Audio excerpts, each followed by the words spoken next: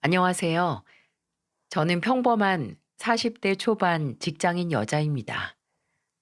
제가 늘 항상 즐겨 듣는 채널에 이렇게 사연을 쓰게 된 이유는 지독한 시모와의 갈등에 종지부를 찍기 위해서예요.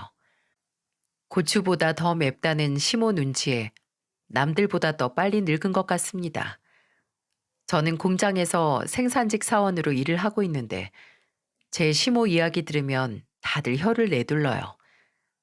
열 손가락 깨물어 안 아픈 손가락 없다는데 저희 시모는 열 손가락 다 깨물어도 유독 아픈 손가락 하나만 있는 분이셨죠. 이런 시모의 본색을 알게 된 건 결혼 후였어요.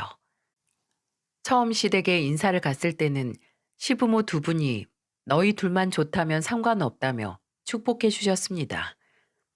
그런데 하나 특이했던 점은 시모가 저한테 관심이 없다는 생각이 들었다는 거예요. 다른 친구들은 시댁에 인사 갔을 때 시모가 음식을 너무 많이 준비해서 먹고 치우기 힘들었다고 하던데 저는 정말 달랐습니다. 찌개 하나에 잡채, 이 정도 음식만 눈에 띌 만큼 단촐했어요. 저도 그때는 시댁에 인사드리러 갔지 밥 먹으러 간 건 아니니까 신경 쓰지 않았죠. 하지만 시모는 저에 대해 궁금한 것도 없는지 질문도 없고 대답을 하면 웃으시는 정도였어요. 되려 시부가 이것저것 물으면서 저한테 궁금한 점들을 물어보셨답니다. 그래서 그때는 시모가 말수도 적고 점잖은 분이시구나 했어요. 그런데 이런 제 생각은 상견례 자리에서 와장창 깨져버렸습니다. 분명 저는 제 남편과 결혼하는 건데 상견례 자리에서 시모는 입만 열면 시동생 자랑이었어요. 너무 황당했죠. 남편은 물류센터에서 일하고 있었고 시동생은 맞춤 정장 샵을 운영 중이었습니다. 그래서 그런지 시모는 시동생에 대한 자랑이 대단했어요. 직업에 귀천 없다는 말이 우습다는 듯 시모는 저희 부모님께 노골적으로 시동생 자랑을 하며 말했습니다. 저희 남편 정장이 우리 둘째 아들이 선물해 준 옷이에요. 어릴 때부터 손재주가 좋더니 이렇게 살고 있는 거 보면 정말 기특해요. 아, 네. 사부인이 둘째 아드님을 많이 아끼시나 보네요. 저는 둘째만 보면 안 먹어도 배가 다 불러요. 제가 보기엔 큰아들도 훌륭한데요. 아주 두 아들을 잘 키우셨습니다. 큰아들이야 뭐 억척스럽게 컸죠 뭐. 저희 엄마는 상견례 자리에서 시동생 이야기만 하는 시모를 보면서 일부러 제 남편 이야기를 하면서 칭찬했지만 시모는 눈치도 없었습니다.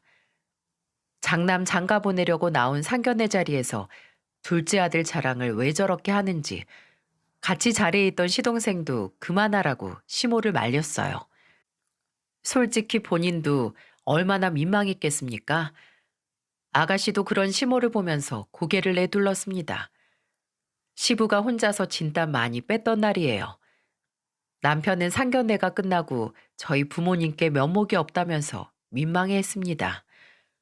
처음에는 엄마도 상견례 자리에서 시동생 자랑만 하는 시모를 못마땅해 했어요. 그러면서 시동생이랑 결혼할 여자는 고생 좀 하겠다면서 말하셨고요. 집안의 기둥 같은 시동생보다 차라리 눈밖에 나 있는 남편이 더 낫다고 하셨어요. 시댁이 넉넉한 형편이 아니라 돈 잘 버는 시동생이 시부모 용돈도 드리고 집안에 일이 있으면 늘 앞장서서 챙겼습니다. 그래서 시모가 삼남매 중에도 시동생을 제일 아꼈어요. 오죽하면 아가씨는 자기가 아무리 대단한 사위를 데려온다 해도 시모의 시동생 사랑은 이기지 못할 거라고 할 정도였죠. 애초에 시모는 장남 결혼에 관심조차 없었어요. 시부는 그런 시모를 못마땅해 했지만 시모의 시동생 사랑은 멈출 줄을 몰랐습니다. 그래서 그때는 장남한테 극성인 시모 있는 것보다 낫다고 생각했고 큰 문제라고 생각 못했어요. 시모가 남편을 대놓고 무시하는 게 아니니까 괜찮다고 생각했죠. 그렇게 저는 남편과 결혼 후 시댁과 차로 30분 조금 넘는 거리에 집을 얻어서 살게 됐어요. 시댁과 친정 도움 없이 오로지 둘만의 힘으로 마련했죠. 대출이 껴있긴 했지만 그래도 행복하기만 했습니다. 남편은 정말 성실하고 거짓말 못하는 착한 성격이었어요. 평생 동반자로 손색이 없을 만큼 100점짜리 남편이었죠. 남편 하나 믿고 시작한 결혼이었는데 시모는 생각지도 못한 거대한 산이 됐어요. 시동생이 운영하는 가게가 번창할수록 시모의 시동생 사랑은 날이 갈수록 유난이었습니다. 그래서 그런지 점점 시모의 유별난 말들이 불편해져 갔어요. 결혼하고 첫 시부 생일에 신발을 선물로 드리게 됐습니다. 물론 용돈도 따로 챙겨드렸지만 시부 신발이 낡았던 것 같아서 신발도 같이 준비를 했죠. 그때 시부는 경비 일을 하셨는데 편히 신으라고 드린 신발이었어요. 시부는 저와 남편을 보면서 신이 난 목소리로 말씀하셨습니다. 내가 맏며느리를 보니까 이런 선물도 다 받고 기분이 아주 좋네. 안 그래도 신발이 너무 낡아서 사야지 했는데 우리 며느리가 생각이 깊어. 마음에 들어 하셔서 다행이에요, 아버님. 기뻐하는 시부 모습에 저도 덩달아 뿌듯했어요. 시부는 신발을 신어보며 정말 마음에 들어 하시니까 남편도 기뻐했습니다. 그런데 시모가 선물을 보더니 못마땅해 하는 표정이었어요. 그날 시동생도 아가씨도 모두 모인 자리였는데 시모는 갑자기 저를 보며 말했습니다. 그냥 현금이나 두둑하게 챙겨주면 될걸. 뭐하러 신발을 싸. 선물은 현금이 최고야. 용돈만 드리는 것보다 필요한 것도 같이 챙겨드리면 좋을 것 같아서요. 신발 없어서 밖에 못 나가? 아직 2년은 더 신을 수 있겠구만. 괜한 돈을 썼어. 우리 둘째 봐. 아버지 생신이라고 현금 아쉽지 않게 챙겨주잖아. 애초에 용돈 많이 챙겨줬으면 이런 신발 쪼가리 안 샀겠지. 시모는 괜히 시동생 이야기를 하면서 저와 남편을 보며 비아냥거리듯 말했어요. 세상에 시부 생일 챙기고도 욕먹는 사람은 아마 저뿐일 겁니다. 시부 생신에 시부한테 필요해 보이는 신발 사다 드린 게 죄인가요? 대뜸 제가 잘못이라도 한 것처럼 말하니까 저도 기분이 안 좋았죠. 그때 시동생이 시모를 보면서 이렇게 말했어요. 나는 아버지랑 그렇게 오래 살았어도 신발 사이즈도 모르는데 결혼하고 얼마 안 된 형수님이 아버지 사이즈까지 다 미리 알아보고 사온 거면 진짜 대단한 거지. 너는 바쁘니까 당연히 모를 수 있지. 그리고 용돈을 그렇게 많이 주는데 그런 거 모른다고 우리가 서운하겠어? 엄마, 성이 있는 걸로 따지면 현금이 제일 성이 없어요. 나는 아버지 신발 밑창이 달았는지도 몰랐는데 형수님이 정말 안목 있고 생각 잘하신 건데 며느리 칭찬을 해줘야죠. 나는 나중에 결혼할 사람 데려오면 엄마 보여주기가 제일 무섭다. 남편은 그날 시모 반응에 누구보다 실망한 눈치였어요. 그래서 시동생이 애써 상황을 수습하려 했지만 시모는 계속 궁시렁거리면서 말을 이어갔습니다. 참다 못한 남편도 시모를 보며 한 소리 했어요. 엄마 생신도 아니고 아버지 생신인데 대체 왜 그러세요? 아버지가 마음에 든다고 하시잖아요. 이럴 거면 둘째만 부르지. 왜 저흰 불러놓고 비교하시는 거예요? 말이 그렇다는 거잖아, 말이. 그냥 다음에는 참고하는 게 좋을 것 같아서 그런 거지. 내 생일에는 현금만 챙겨주면 그땐 좋은 소리 해줄게. 생신도 아직 멀었으면서 무슨 그런 말을 하세요? 저희는 엄마 생신 때 안 올 거예요. 그렇게 아세요. 아유, 아들 왜 그래? 엄마가 장난 좀 친 거잖아. 시모는 남편이 대뜸 화를 내며 말하니까 장난이었다면서 너스레를 떨었어요. 하지만 저는 이미 속이 상했죠. 시부는 저한테 마음 쓰지 말라고 위로했지만 저렇게 대놓고 본인 생일에는 현금이나 달라는 시모를 보니까 정말 기가 막혔습니다. 시모는 오로지 시동생이 주는 현금이 좋은 분이셨어요. 그래도 그렇지 현금이 더 좋다고 대놓고 말하는 건 대체 무슨 경우랍니까?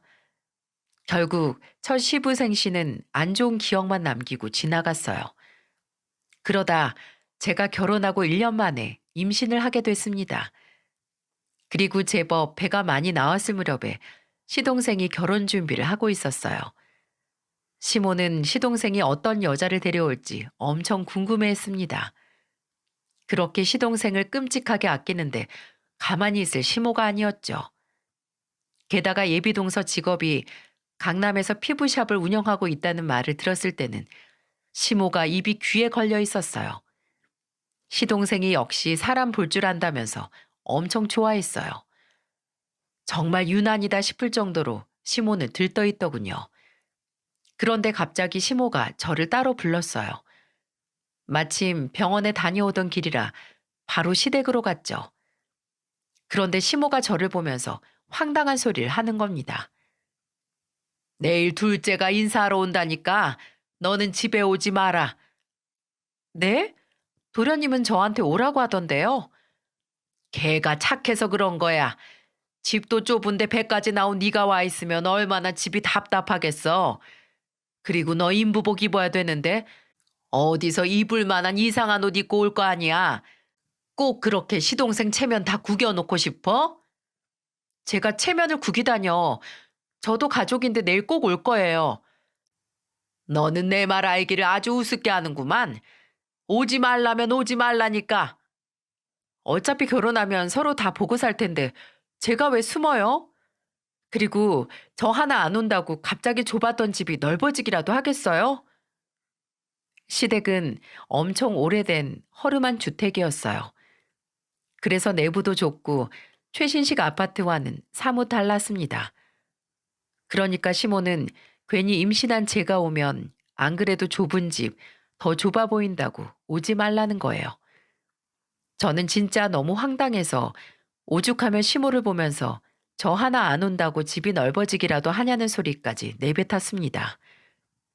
이런 시모와 달리 시동생은 저한테 내일 와서 같이 인사하자면서 신나게 말을 했었어요. 그래서 저도 예비동서 궁금해서라도 꼭 간다고 말을 했었고요. 시모가 시동생만 편애하고 아껴서 시동생이 철이 없을 줄 알았는데 오히려 시동생은 겸손하고 예의 바른 사람이었어요. 시모가 대놓고 시동생만 편애하면 시동생이 먼저 나서서 말렸어요. 그날도 저는 몰랐는데 방에서 자고 있던 시동생이 시모가 소란스럽게 말하는 걸 듣고는 깜짝 놀라서 나왔습니다. 그러자 시모는 시동생을 보면서 대수롭지 않게 신경 쓰지 말라며 말했는데 시동생은 화가 난 목소리로 말했어요. 엄마, 내가 정말 이런 말까진 안 하고 싶었는데 그런 식으로 사람 무시할 거면 내일 엄마가 자리 피해 주세요. 뭐야? 아니 며느리 되래가 오는데 왜 내가 자리를 피해? 내가 이렇게 두 눈 시퍼렇게 뜨고 있는데 엄마가 또 이렇게 편협한 소리 할까 봐 그렇죠. 나 성공해서 기특하니까 엄마가 더 위해 주는 건 아는데 제발 좀 그러지 마요. 엄마가 그럴 때마다 부담스럽고 숨 막혀요. 나는 다 너 위해서 그런 거지. 괜히 별것도 아닌 애가 손윗사람이라고 너 찍어 누르려고 할까 봐. 형수님이 그럴 사람이에요? 대체 사람을 왜 그렇게 몰라요? 나 바닥부터 시작해서 지금 이렇게 살게 되기까지 수많은 사람 보면서 살아서 사람 볼 줄 아는데 형은 정말 형수님 잘 만난 거예요. 형수님 너무 좋은 분인데 대체 왜 그래요? 나중에 정말 크게 후회하시기 전에 제발 형수님이랑 잘 좀 지내세요. 알았어. 내가 잘못했어.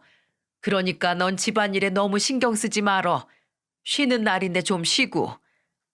왜 저한테 사과를 하세요? 형수님한테 하셔야죠. 임신한 며느리한테 그렇게 막말하는 시어머니가 세상에 어딨어요? 이걸 보고 내일 인사 오고 싶겠어요? 세아가 미안하다. 내가 좀 예민했어. 너 몸도 무거울 텐데 내일 조심해서 와라. 시모는 시동생이 화를 내며 말하자 갑자기 저한테 사과를 하시더군요. 그런데 사과를 받아도 정말 찜찜했습니다. 엎드려 절받기도 아니고 진짜 황당했어요. 애초에 시모는 제가 임신을 하거나 말거나 관심도 없었을 겁니다. 왜냐면 저 임신하고 한 번도 며느리 뭐 먹고 싶은 거 없니? 이런 질문조차 해본 적 없던 시모였으니까요. 지나가는 말이라도 몸은 괜찮냐? 손자는 뱃속에서 잘 크고 있니? 이런 말을 단 한 번도 한 적이 없습니다. 되려 시부가 저를 많이 챙겨주셨어요. 그런데 제가 병원에 검진 다녀오는 날 시모가 갑자기 집으로 오라며 부르길래 같이 밥이라도 먹나 싶었습니다. 내심 저도 시모한테 기대를 했던 것 같아요. 하지만 이런 섣부른 기대는 제가 시모를 너무 몰라서 했던 생각이었어요. 시댁에 가자마자 내일 예비 며느리 인사 온다고 오지 말라고 말하는 시모를 보면서 정말 기가 찼네요. 저를 며느리라고 생각은 하는지 싶었죠. 결국 저는 옆구리 찔러 사과하는 시모의 말을 듣고 감정만 잔뜩 상한 채 시댁을 나왔습니다. 그때 시동생이 저를 따라 나왔고 저를 보면서 말했어요. 형수님, 제가 죄송해요. 엄마가 저렇게까지 말할 줄 몰랐어요. 한두 번도 아니고 이제 놀랍지도 않아요. 근데 저도 내성이 생긴 줄 알았는데 오늘은 좀 서운하네요. 오늘 형 몇 시 퇴근해요? 제가 형수님 저녁 사드릴게요. 형도 불러서 같이 먹어요. 오늘 일 저 때문에 벌어진 일인데 오늘 제대로 모실게요. 도련님이 무슨 잘못이 있어요. 지금 이거 사과를 위장한 뇌물이에요. 결혼하면 형수님이랑 잘 지냈으면 좋겠어요. 저는 그날 시동생의 말에 마음을 좀 풀 수 있었어요. 시모만 아니면 저는 시댁 식구들과 정말 아무런 문제가 없었습니다. 아가씨도 저 임신하고 나서 이런저런 선물도 챙겨줬고 여동생처럼 잘 지냈죠. 그런데 오로지 시모만이 문제였어요. 하지만 지금까지는 장난이라고 할 만큼 시모의 주책은 더 심해졌습니다. 한바탕 난리를 치고 시동생이 동서를 데리고 인사를 왔던 날 저는 깜짝 놀랐어요. 시댁에 그렇게 큰 밥상이 있는 줄도 몰랐는데 시모는 식탁이 좁다면서 큰 상을 거실에 깔고 정말 진수성찬을 차렸습니다.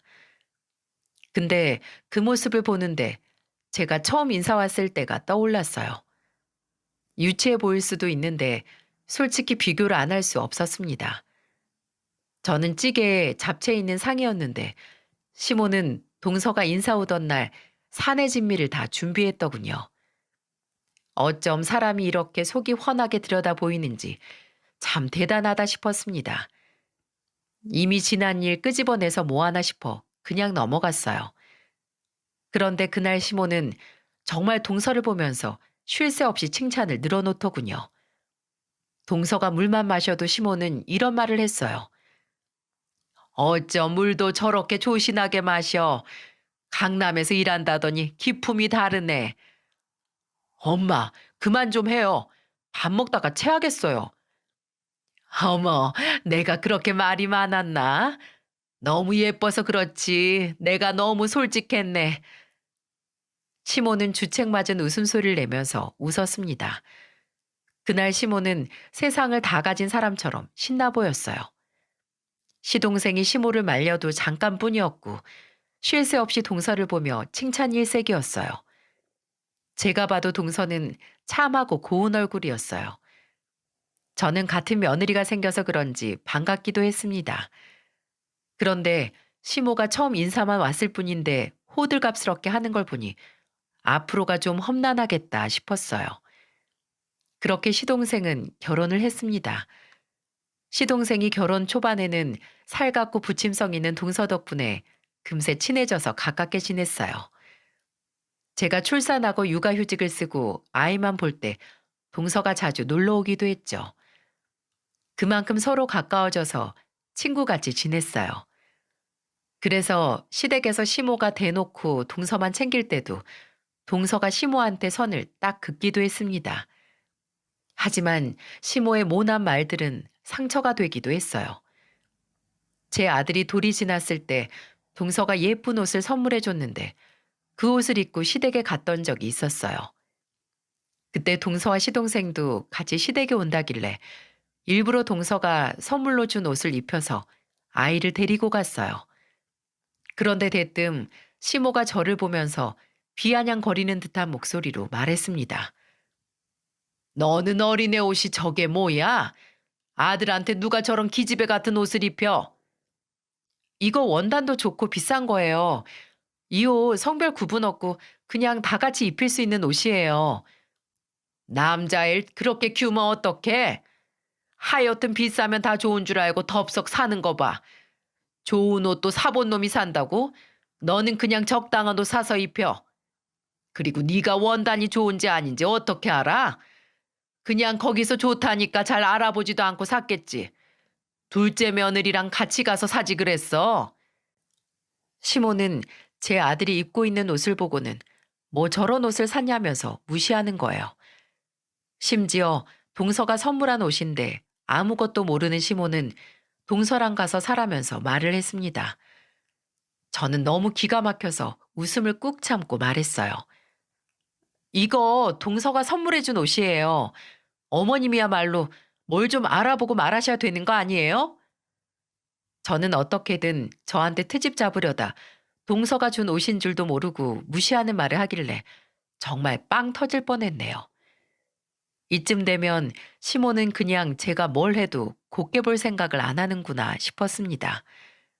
그리고 제가 그때 동서가 선물해준 옷이라고 하니까 시모는 당황한 기색이 역력했어요. 그때 시모는 횡설수설하면서 이렇게 말하더군요. 아유, 우리 둘째 며느리 일도 바쁠 텐데 저런 선물을 언제 골랐대? 어쩐지 애기 옷 때깔이 곱더라니. 옷이 날개라고 손자가 아주 인물이 훤해졌네. 아주 장군감이야. 제가 애기 옷은 처음 사봐서 안목이 좀 부족했나 봐요. 아니야. 내가 다시 보니까 처음 사는 것 치고 아주 잘 샀어. 역시 뭘 좀 살 줄 아네. 나는 우리 손자가 이렇게 잘생긴 줄 몰랐어. 아주 옷이 날개야. 시모는 괜히 제 아들을 보면서 칭찬을 했어요. 저는 그런 시모를 보면서 동서랑 서로 웃겨 죽는 줄 알았습니다. 그저 동서가 했다면 시모는 다 좋은 거라면서 묻지도 않고 좋아했어요. 날이 갈수록 속보이는 시모의 행동에 동서도 부담스러워하긴 할 정도였습니다. 근데 또 생각해보면 아무래도 저희 부부보다 돈 잘 버는 동서와 시동생이 시부모 용돈도 자주 드리니까 그럴 수도 있다고 생각하려 했어요. 그렇다고 제가 안 드리는 것도 아니었습니다. 저는 남편과 시댁에 있는 냉장고도 바꿔준 적이 있어요. 너무 낡고 오래된 냉장고라 수리를 너무 많이 하시길래 남편과 큰 마음 먹고 바꿔드렸죠. 그런데도 시모는 저와 남편이 해준 건 금세 잊고 오로지 시동생 편이었어요. 해주고도 욕먹는다는 게 이런 건가 싶은 생각이 들더라고요. 그러다 제가 집에서 애만 보다 아들을 어린이집에 보내놓고 복직을 하게 됐는데 아들이 적응을 못하는 건지 잔병치레가 많았어요. 그래서 저는 자주 아이를 데리고 병원을 다녀야만 했습니다. 주변 말로는 원래 애들이 혼자 지내다가 어린이집에 가면 잔병치레가 늘어난다는 말을 하길래 그런 거라고 생각했어요. 한 번은 열이 높아서 제가 며칠 휴가를 내고 아들과 집에 있었는데 시모한테 전화가 걸려왔습니다.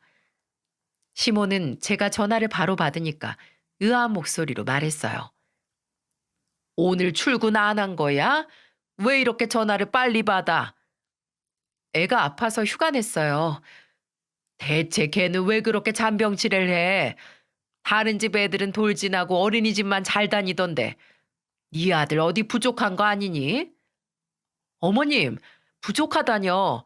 애들 체질 따라 다 다른 거죠. 면역력이 부족해서 그런 거라는데 말을 왜 그렇게 하세요? 내가 못할 말 했어? 네 자식인데 너 닮았겠지. 너 가방끈 짧잖아. 그러니까 애도 어린이집이나 이런 곳 가기 싫어하겠지. 선생님 있는 곳은 다 싫어하는 거 아니야? 그러다 나중에 학교 안 간다고 하면 어째? 저는 너무 화가 났습니다. 이게 겨우 2살 무렵 된 애한테 할 소리인가요? 손자한테 친할머니가 할 수 있는 말입니까? 저를 무시하는 건 참아도 아직 어린 아들한테 막말하는 건 참을 수가 없었어요. 그래서 저도 시모한테 화를 내며 말했죠. 아직 어린애한테 그게 무슨 말씀이세요? 저번에 들어보니까 어머님도 대학 안 나오셨다면서요. 그럼 제 남편 시동생 아가씨 전부 다 학교 싫어하고 막 큰 거예요? 뭐야? 너 지금 말이면 다냐? 어머님이 저한테 하신 말이랑 뭐가 달라요? 저도 너무 불쾌하다고요. 그래, 아주 날 잡아먹어라. 맏며느리가 시어머니 이겨먹으려고 하고 집구석 잘 돌아간다. 내가 너한테 둘째 며느리 생일 좀 몰래 물어보려다가 별소리를 다 듣는다. 동서 생일을 왜 저한테 물어보세요? 직접 물어보세요. 아, 몰래 챙겨주려고 그러는 거지. 걔가 시댁에 좀 잘해? 너처럼 이렇게 교양 없이 기어오르는 애가 아니라고. 아주 우리 둘째 며느리는 통화 목소리가 곱고 듣기 좋은데 넌 왜 그렇게 전화 목소리도 괄괄하고 주책스럽냐? 오는 말이 고와야 가는 말이 고운 거예요. 어머님이 저한테 좋은 목소리가 안 나오게 말씀하시잖아요. 앞으로 제 아들 이렇게 무시하실 거면 전화하지 마세요. 저는 안 그래도 아픈 애 때문에 답답한데 시모마저 저렇게 나오니까 힘이 쭉 빠졌어요. 그리고 화도 참을 수가 없었습니다. 솔직히 남이 제 아들을 보고 어디 부족한 거 아니냐고 물으면 정말 뺨이라도 내려쳤을 거예요. 세상 어느 엄마가 저런 말 듣고 가만히 있겠습니까? 너무 속상해서 그날 저녁에 남편한테 전부 털어놨어요. 누구한테라도 말하지 않으면 속에서 천불이 날 것 같았습니다. 그날 남편은 낮에 있었던 이야기를 듣고는 한숨을 쉬며 말했어요. 게다가 동서 생일을 물어보려고 전화했다는 말을 듣고 화가 나서 남편은 시모한테 전화를 걸었습니다. 그리고 화가 난 목소리로 말했어요. 엄마, 정말 너무하시는 거 아니에요? 집안 일손 필요할 때는 맏며느리 먼저 찾으면서 그동안 해주신 거라도 있어요? 빈말이라도 우리 며느리 수고한다, 고생한다, 이런 말 한 적 있냐고요? 아, 시집 왔으면 당연히 시댁 일에 나서야지. 그게 뭐 대단한 일 한다고 수고했다는 말까지 해야 되는데, 너도 그러는 거 아니야. 내가 없는 살림에 널 어떻게 키웠는데. 맨날 첫째라고 동생한테 양보하라고 하면서 키우셨죠. 그리고 다 크고 나서도 이렇게 차별하시잖아요. 진짜 엄마한테 너무 서운해요. 아무것도 없는 저 믿고 결혼해준 사람한테 정말 왜 그러세요? 막말로 걔는 맏며느리로 나한테 해준 게 뭐가 있어? 용돈을 배가 부르게 주기랬어? 뭘 했어? 그 소리 또 왜 안 하나 했어요? 무조건 다 현금인 거죠? 그럼 저희가 사준 냉장고 식탁 전부 가져갈게요. 차라리 어디 기부라도 하고 좋은 소리 듣는 게 낫지. 이런 소리 들을 거면 왜 그랬나 모르겠네요. 저거 없어도 살아. 다 가져가. 뭐 대단한 거 사줬다고 난리야. 됐어. 가져가. 얼른. 시모는 역정을 내며 화를 내고는 전화를 끊어버렸어요. 남편은 답답한 마음에 한숨만 쉬다가 저를 위로했습니다. 저는 괜한 말을 해서 싸움만 키웠나 했어요. 남편이 잠시 자리를 비웠고 저는 멍하니 속을 끓이면서 잠든 아이를 바라만 보고 있었죠. 그런데 잠시 뒤 늦은 시간인데 시부가 저희 집을 찾아오신 겁니다. 그런데 자세히 보니 시부 뒤에 시모가 있었어요. 저는 갑자기 찾아온 시부를 보고 놀라서 얼른 문을 열었죠. 그러자 시부는 시모를 보면서 얼른 들어오라며 호통을 치며 말했어요. 그러자 시모는 고개를 숙이고 쭈뼛거리며 집 안으로 들어왔습니다. 그리고는 시부와 거실에 나란히 앉더니 시부는 저를 보면서 말했어요. 낮에 있던 일 사과하러 왔다. 이 사람이 너한테 심한 말 했다고 들었는데 내가 널 볼 낯이 없다. 나도 이렇게 사과하마.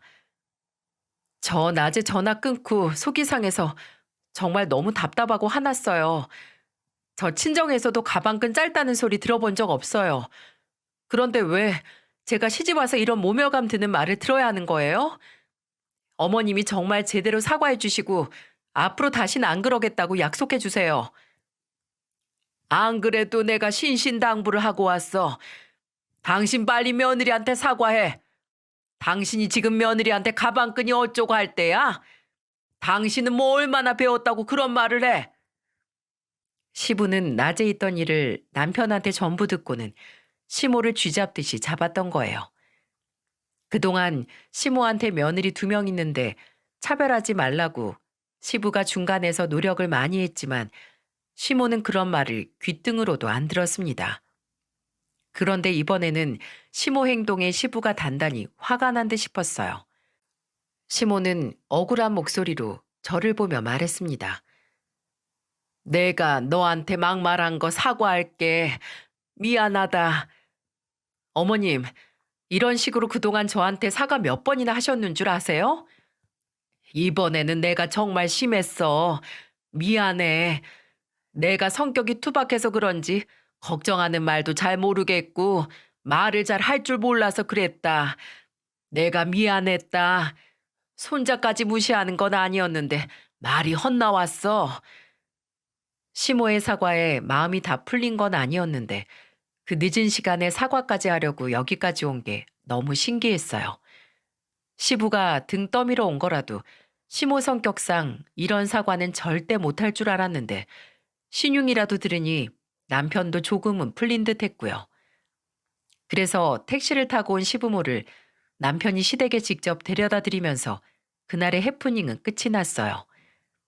그리고 제가 한동안 기분이 안 좋아 있자 아무것도 모르는 동서는 저를 운영하는 피부샵으로 불러서 피부 관리를 받으라며 말해줬습니다.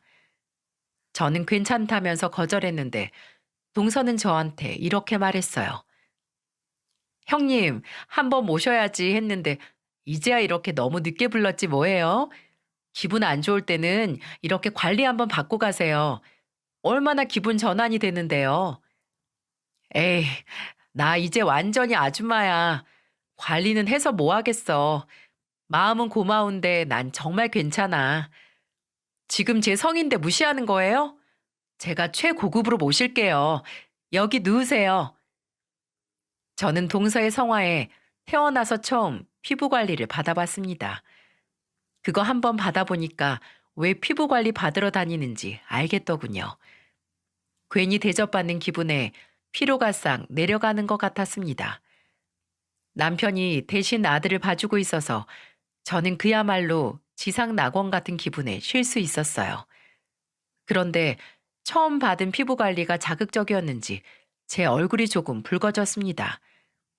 동서는 처음이라 그런 거라며 이틀 정도 지나면 괜찮아질 거라고 했어요. 저는 동서 덕분에 호사 누려본다며 고맙다고 했죠. 그리고 며칠 뒤 시댁에 제사가 있어서 모두 시댁으로 모였어요. 거의 가라앉긴 했지만 볼에 아직은 붉은기가 남아 있었고요. 저는 뭐가 대수인가 싶어서 시댁으로 갔는데 시모가 저를 보자마자 배를 잡고 웃었어요. 그리고는 놀리듯이 말했습니다. 아이고, 우리 큰며느리 얼굴 좀 봐. 홍당무가 따로 없네. 대체 뭘 바르고 다니길래 그래? 그러니까 좋다고 아무거나 바르면 안 된다니까. 늙으면 피부도 잘 안 살아나. 이거 관리받은 거예요. 처음이라 그런지 아직 붉은기가 좀 있는데 이제 좀 괜찮아진 거예요. 너는 무슨 관리를 받아? 그래봤자 공순이가. 사람 만날 일이 뭐가 그렇게 많아서 관리를 받아? 누가 알면 너 유난이라고 그래. 내가 올해 들어 본 모습 중에 지금이 제일 웃기다. 어디서 또 싸구려 관리받고 피부 뒤집어진 것 좀 봐. 관리가 되는 얼굴이 있고 아닌 얼굴이 있지. 경박스럽게 웃는 시모를 보는데 얼마 전 고개를 숙이고 사과하고 간 시모는 다 연기였구나 했어요. 진짜 그 모습을 보는데 화도 안 나는 지경까지 갔습니다. 그런데 옆에 있던 동서가 시모를 보며 말했어요. 제가 형님 요즘 안색이 안 좋길래 관리해드렸는데 곧 괜찮아질 거예요. 그리고 싸구려 관리가 아니라 저희 샵에서 가장 좋은 관리예요. 적은 기간이라 그렇지 몇 번 더 받으면 안색도 밝아질 거예요. 뭐야? 둘째 며느리랑 간 거야? 네, 제가 해드렸어요. 형님 요즘에 어머님 일에 아들 일에 힘들어 보여서 제가 스트레스 풀어드린 거예요. 나 때문에 무슨 스트레스를 받는다고 그래? 아니야. 나도 요즘 안색이 안 좋은데 나도 좀 거기 가볼까? 어머님 방금 웃으시는 거 보니까 아주 건강해 보이세요. 그냥 잠 잘 주무시면 될 것 같아요. 그러냐? 전문가가 그렇다면 그렇지 뭐. 이제 보니까 큰애도 얼굴이 좋아졌네. 내가 노안이라 그런가 한참 봐야 알아봐. 시모의 말에 남편과 시동생은 한숨을 쉬었어요. 정말 속 보이지 않나요? 동서는 본의 아니게 시모 때문에 괜히 제가 힘들어하는 것 같아 저한테 정말 잘하려고 했어요. 자칫 잘못하면 사이가 나빠졌을 수도 있는데 동서 덕분에 서로 속 이야기도 터놓고 지낼 수 있었죠. 제가 시모복은 없어도 동서복이 있었나 봅니다. 그때 그 모습을 지켜보던 아가씨도 시모를 보면서 정말 창피해서 새언니 둘 보기 민망하다고 한숨을 쉬었어요. 그러자 시모는 괜히 입을 삐죽거렸습니다. 그 바람에 저는 동서 손에 이끌려서 몇 번 더 관리를 받았어요. 괜찮다고 해도 시모한테 좋아진 모습 보여드리자면서 붉은 기가 가라앉을 때까지 관리해줬어요.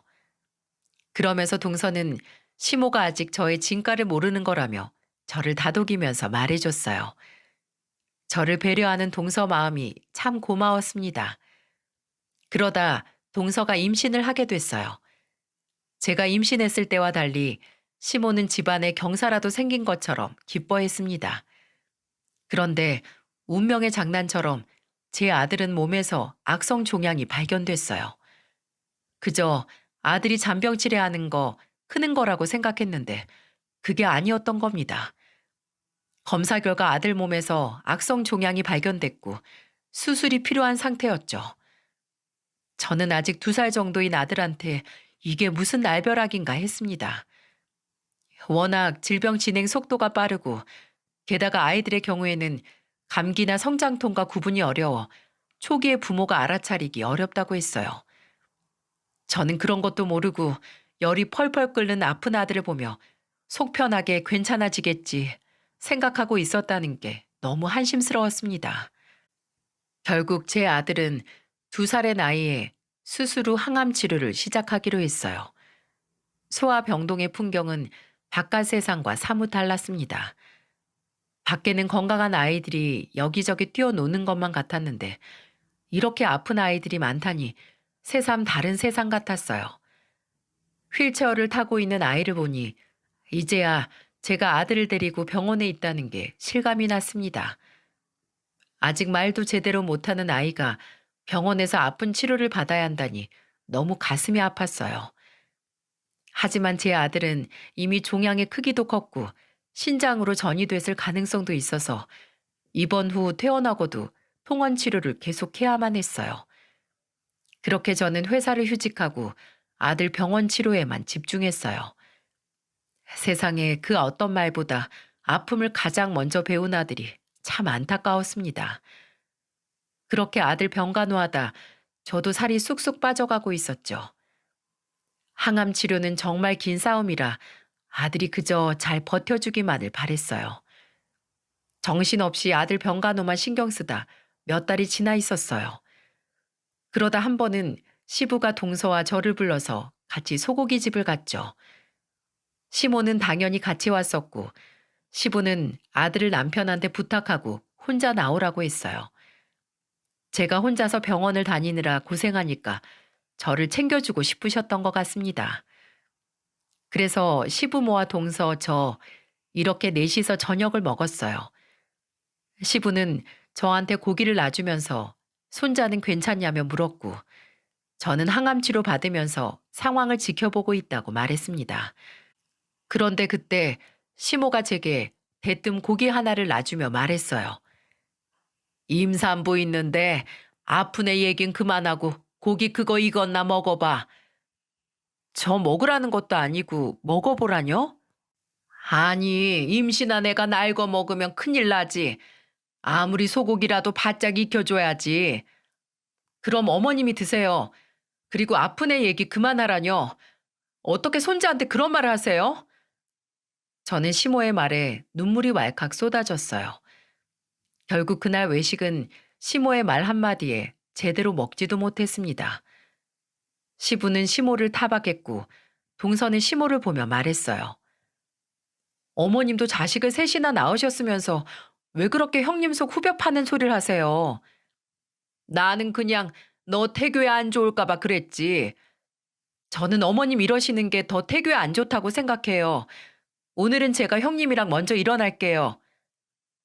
동서는 시모한테 단호하게 말하고 자리에서 일어났습니다. 그날은 동서도 같이 시모 욕을 하며 같이 화를 내줬어요. 시모 때문에 동서도 매번 난감하다면서 한숨을 쉬었죠. 그래도 같은 며느리라고 위로가 됐습니다. 그때가 동서도 곧 출산이 임박했을 때라 저는 작은 선물을 주며 보냈어요. 그렇게 동서가 출산 한 달을 앞뒀을 때 제 아들은 세상을 떠나고 말았습니다. 신장으로 전이된 종양도 악성 종양이라 어린 아들은 견디지 못했던 거였죠. 치료 과정 중 이미 사기 진단을 받았던 터라서 치료도 무의미했어요. 뭐가 그리 급했는지 어린 나이에 저희 곁을 떠난 아들의 장례를 치르고 저는 가슴이 찢어지는 고통을 느꼈습니다. 세상에서 가장 슬픈 소리는 자식 잃은 어미 울음소리라던데 저는 하늘이 무너진 듯 울었어요. 생각해보면 그때도 시모는 저를 단 한 번도 위로해 주지 않았습니다. 같이 슬퍼하면서도 저를 보면 모진 소리를 해댔습니다. 시모는 괜히 한탄을 하면서 저한테 이렇게 말하기도 했어요. 네가 그러고 너 엄마야? 이렇게 어린애가 아파서 숨 넘어가는 동안 뭐 했어?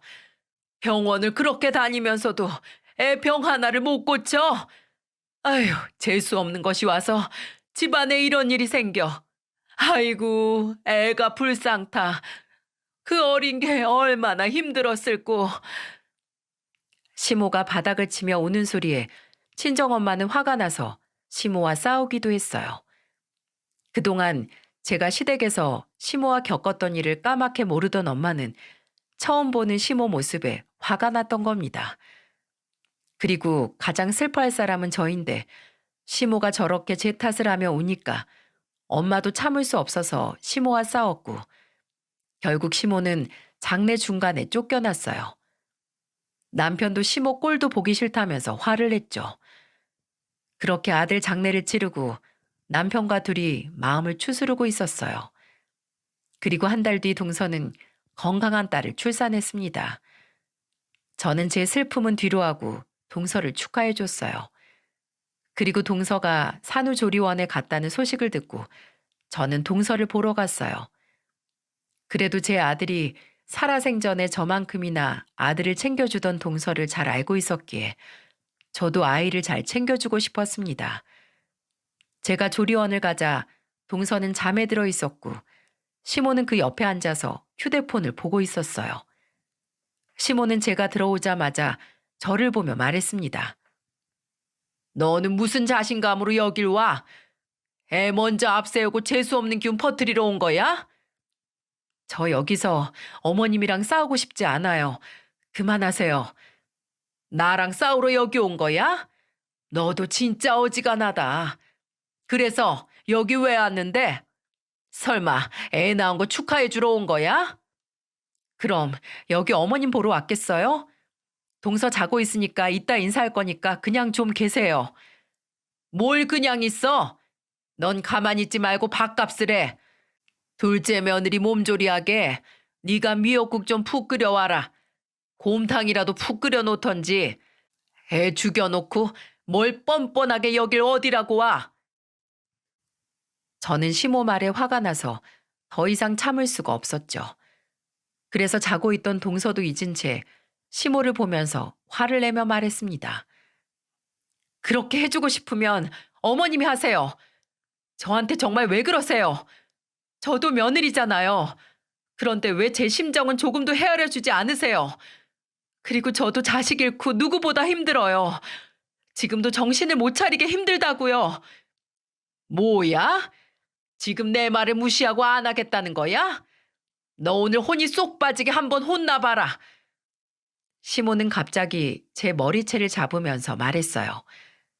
저는 갑자기 잡은 머리채에 소리를 질렀고 시모는 저한테 악을 쓰며 욕을 했습니다. 정말 조용했던 산후조리원이 한순간에 개판이 됐어요.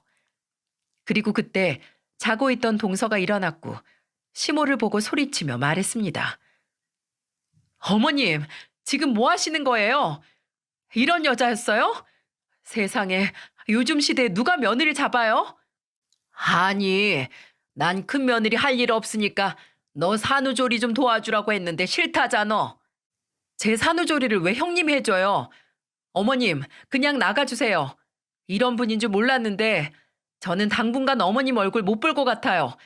나가주세요. 나가시라고요. 동서는 시모한테 소리를 치며 말했어요. 결국 시모는 쫓기듯이 나갔고 동서는 헝클어진 제 머리를 매만져주며 다독였습니다. 그날 동서와 한참을 끌어안고 울었어요. 동서는 저를 보면서 이렇게 말했습니다.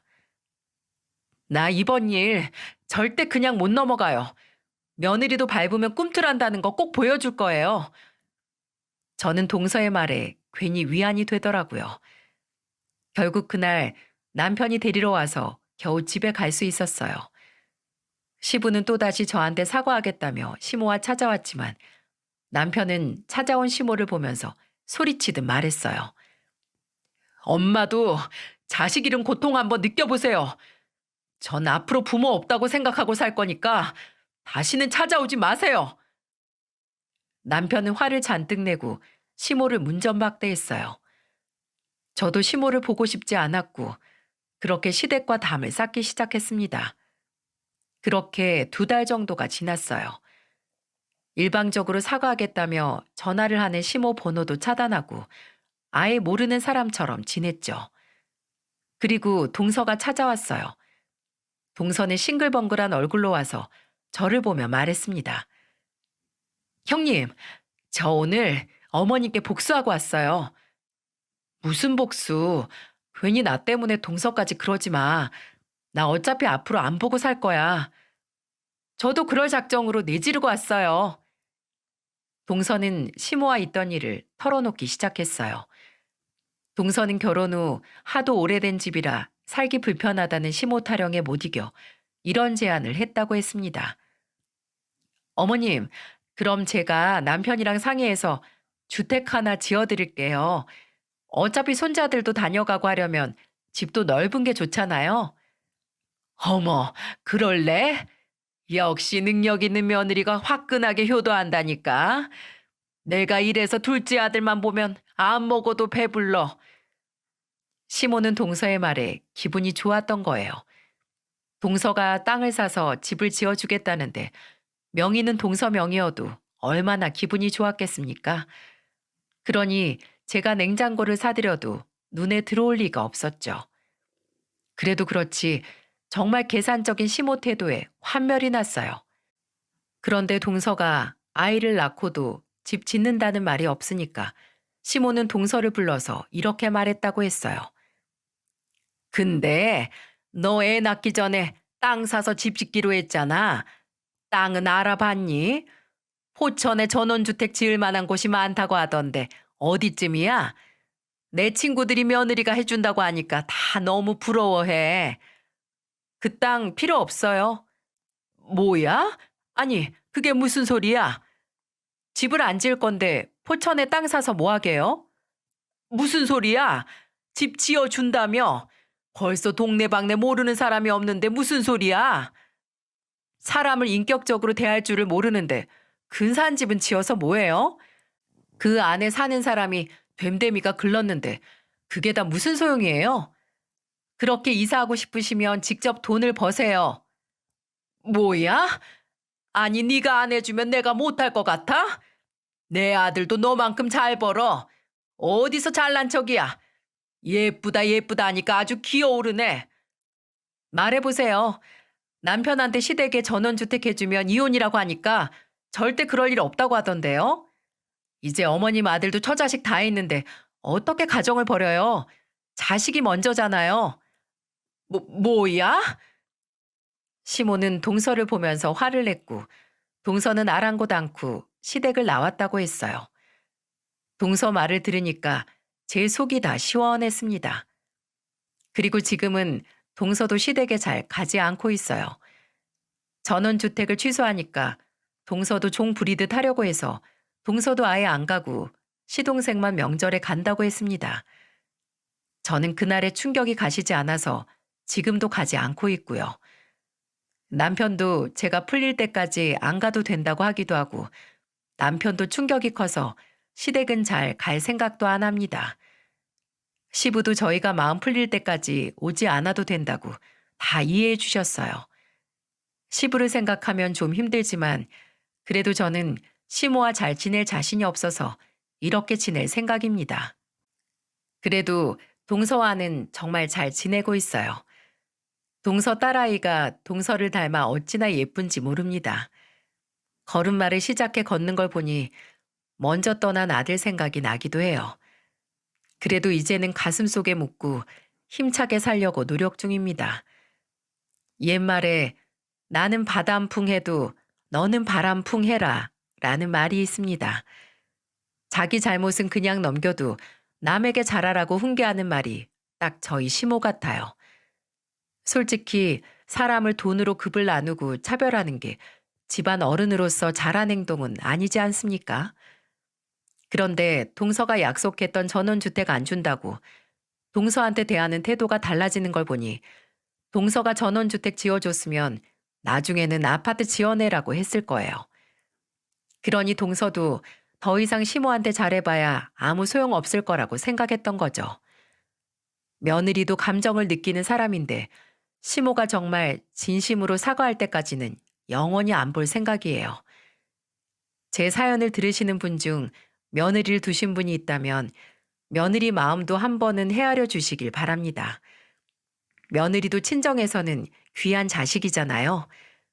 5월 가정의 달에는 좋은 덕담 나누며 행복하시길 바라겠습니다.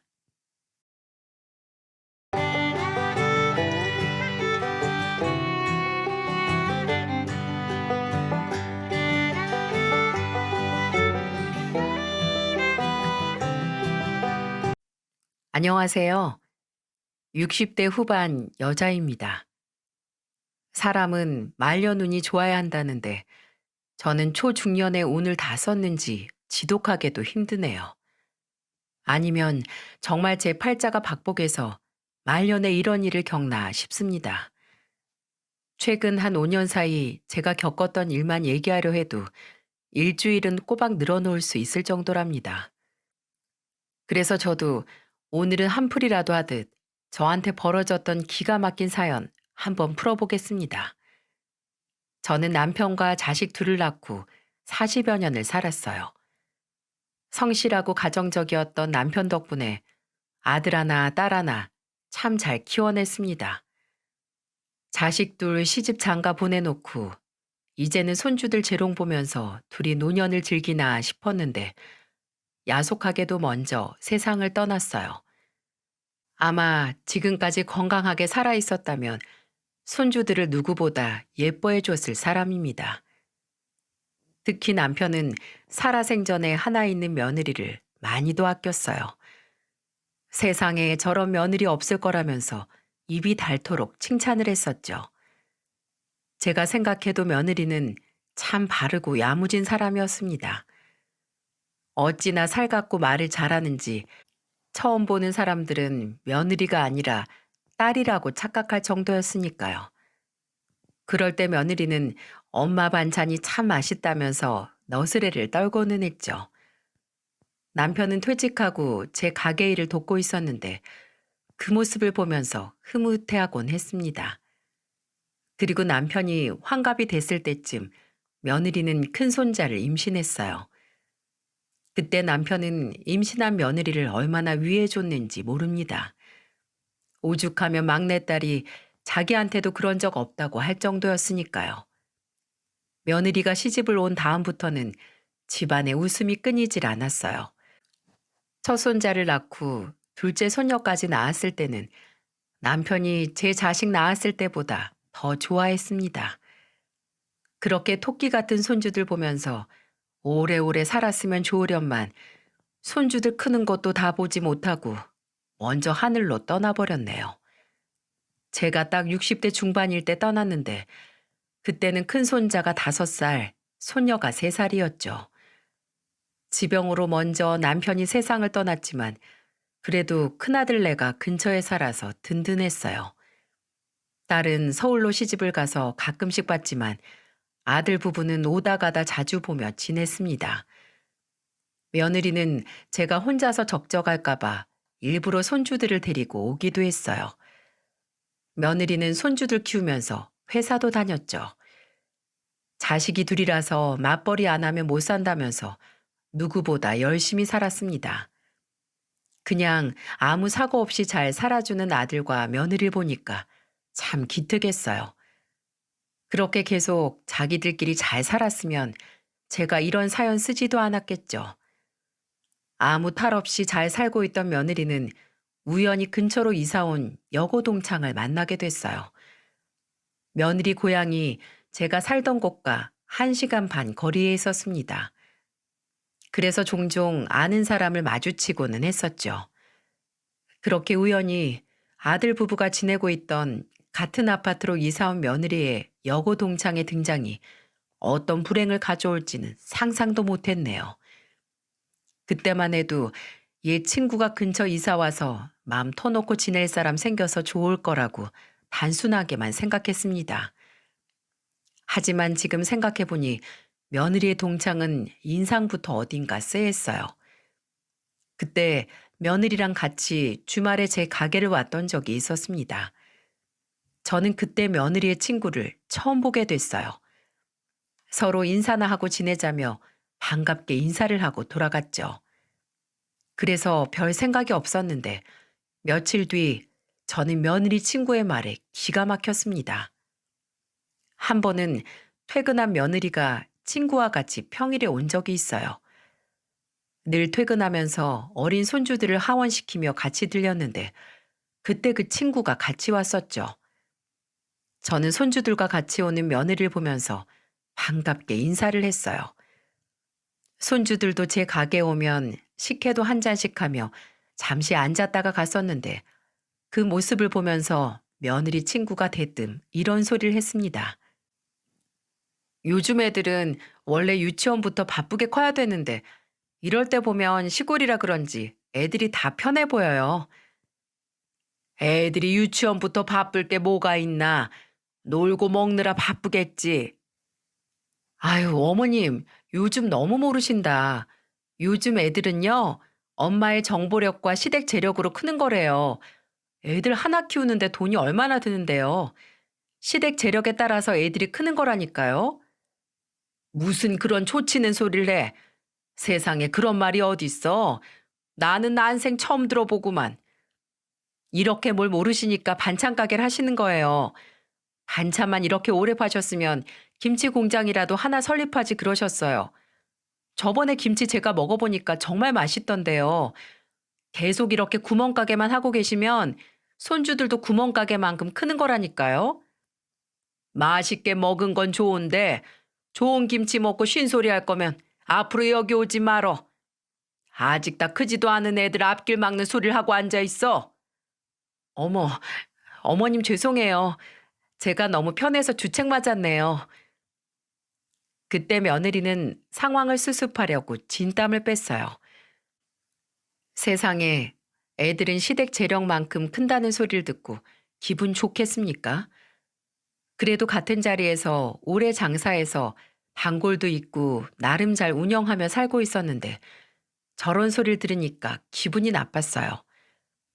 앞길이 구말리라 창창한 손주들을 보면서 구멍가게만큼 큰다는데 듣기 좋았겠습니까? 그래서 그때 오지 말라면서 호통을 치니까 그제서야 사과를 하는 겁니다. 속으로 참 생긴 대로 말 한번 믿게 한다 하고 넘겼어요. 솔직히 어린애들도 아니고 사람 인성 이상해 보인다고 놀지 말라고 사이를 찢어 놓을 수도 없었습니다. 둘이 뭔가 안 맞는 게 있으면 말 안 해도 서로 멀어지겠다 싶었어요.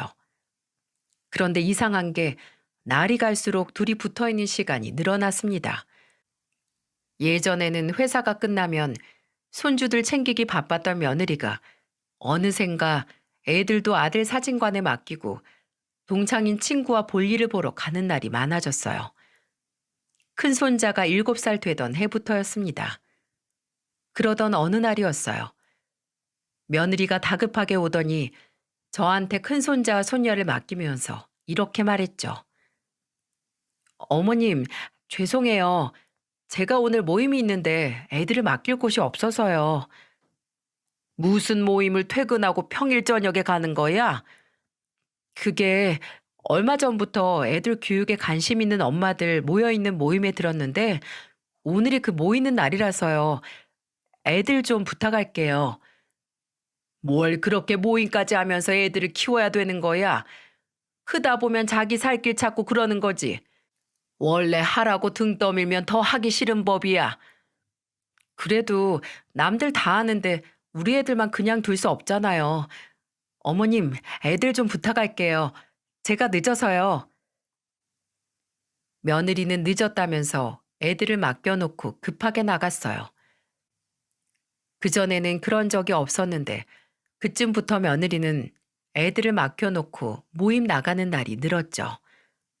안 그래도 며느리 친구가 엄마 정보력에 시댁의 재력으로 애들이 큰다는 말을 들어서 그런지 괜히 애들 교육 문제로 바빠진 며느리가 찜찜했습니다.